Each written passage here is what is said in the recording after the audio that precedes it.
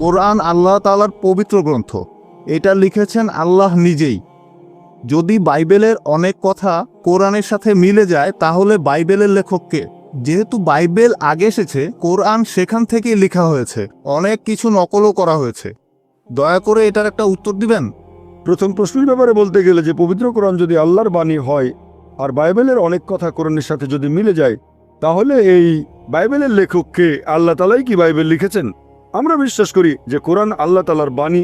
এখন যেটা কোরআনের কথার সাথে মিলে যায় সেই অংশটাকে আমরা আল্লাহর বাণী বলে মেনে নিতে কোনো রকম আপত্তি করব না। তার মানে এই না যে পুরো বাইবেলই আল্লাহ তাআলার বাণী। আমরা বিশ্বাস করি যে ইনজিল হলো সেই আসমানি কিতাব যেটা নাজিল করা হয়েছিল যীশু খ্রিস্টের উপর, তবে সেটা ছিল একটা নির্দিষ্ট সময় এবং নির্দিষ্ট জাতির জন্য। আল্লাহ সুবহানাহু ওয়া তাআলা এটাকে সংরক্ষণ করে রাখেননি।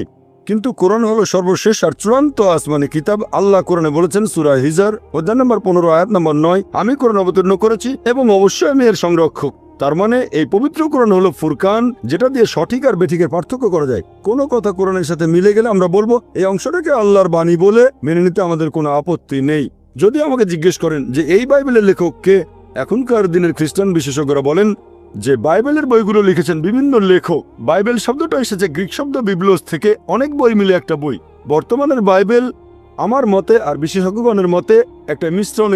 এখানে কিছু কথা আছে যেগুলো আল্লাহ তাআলার বাণী, তার মানে ইনজিলের ছিটেফোঁটা আছে। এখানে নবী রাসূলগণের কিছু কিছু কথা আছে। এছাড়াও এখানে ঐতিহাসিকদের কথা আছে, একটা মিশ্রণ। কে লিখেছেন? অনেক মানুষও বাইবেলের কিছু অংশ লিখেছে। খ্রিস্টান বিশেষজ্ঞরা বলেছেন জন, ম্যাথিউ, আসলে গসপেল জনের মত অনুযায়ী, গসপেল ম্যাথিউর মত অনুযায়ী, গসপেল লুকের মত অনুযায়ী। আর কোরআন আমাদের বলছে সেই গসপেল যেটা যীশু খ্রিস্টের মত অনুযায়ী। আমরা বিশ্বাস করি ইনজিলে যেটা নাজিল হয়েছিল যীশু খ্রিস্ট বা ঈসা আলাইহিস সালামের উপর, তবে এখনকার বাইবেল পাবেন গসপেল ম্যাথিউর মত অনুযায়ী, গসপেল মার্কের মত অনুযায়ী, গসপেল লুকের মত অনুযায়ী, গসপেল জনের মত অনুযায়ী। আমরা বিশ্বাস করি সেই গসপেলে যেটা যীশু খ্রিস্টের মত অনুযায়ী। এমনকি খ্রিস্টান বিশেষজ্ঞরাও বলেন এই বাইবেল লিখেছে বিভিন্ন মানুষ। তাহলে আমরা পুরো বাইবেলটাকে মানতে পারি না আল্লাহ তাআলার বাণী বলে।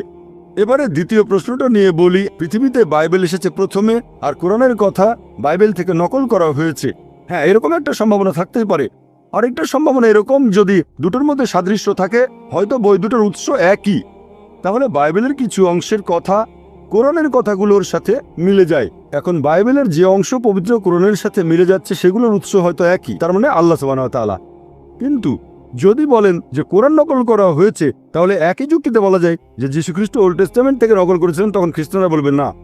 আমরা বিশ্বাস করি যে আসমানি কিতাবগুলোর মূল কথা সবসময় একই ছিল, তার মানে হচ্ছে তৌহিদ, এক আল্লাহতে বিশ্বাস করা। আসলে মূল কথাটা একই, কিন্তু ভেবে দেখেন বাইবেলের মধ্যে প্রায় কয়েকশো বৈজ্ঞানিক ভুল আছে। আপনি যদি বলেন বাইবেল থেকে নকল করা হয়েছে, আর অনেকেই বলেন নওজুবিল্লাহ যে নবী মুহাম্মদ সাল্লাল্লাহু আলাইহি ওয়াসাল্লাম কথাগুলো বাইবেল থেকে নকল করেছেন, তার মানে নবী মুহাম্মদ সাল্লাল্লাহু আলাইহি ওয়াসাল্লাম বাইবেলের যে কথাগুলো বৈজ্ঞানিক ভুল সেগুলো নেননি, তাহলে তো তিনি বড় বিজ্ঞানী। বাইবেল থেকে যদি নকল করেন, বাইবেল বলছে যে চাঁদের আলো তার নিজস্ব আলো, পবিত্র কোরআন বলছে চাঁদের আলো আসলে প্রতিফলিত আলো।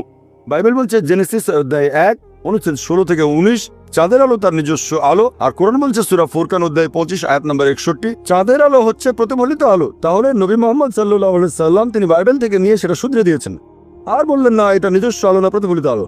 এটা সম্ভব না। কোরআনে এমন অনেক কথা আছে যেটা বিজ্ঞান জেনেছে কিছুদিন আগে।